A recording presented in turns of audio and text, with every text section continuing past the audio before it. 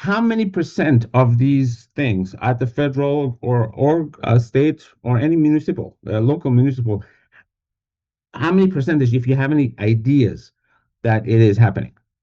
Yeah, that's a fantastic question. I'm going to share my screen momentarily. We sent out hundreds of thousands of emails to hundreds of thousands of government buyers, collected email addresses in our system, and we asked them a bunch of questions. We asked them, how often do you prefer selecting vendors you may have interacted with in any way before the bid process started? We asked them, how often are you involved in purchasing decisions where no one involved in the decision has done business with any of the bidders before?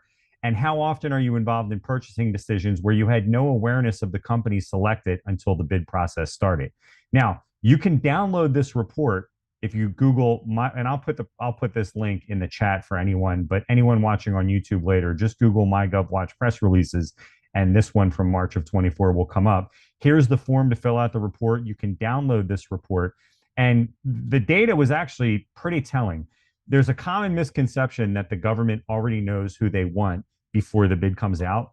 And this report actually disproves that. So, in other words, there's a segment of buyers who definitely know who they want. I'm not saying it doesn't happen.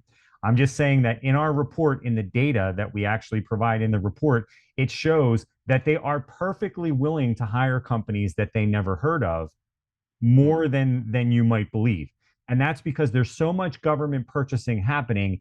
It's not like there's a secret process going on for every purchase that's happening out there. It's not like there's vendors in the background who have already pre-sold the government on every opportunity before it's announced through an RFP. It's a little bit of a crapshoot, and it will happen where they do know who they want before the bid comes out.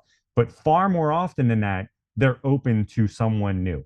So yeah, so that would be the answer to the first question. Like, it does happen, but for smaller purchases, and that would be anything under $50,000, I wouldn't necessarily assume that they know who they want. The larger the dollar amount, right? If they're spending millions of dollars on something, they probably know who the likely winners are, but they probably still don't know who the winner will be.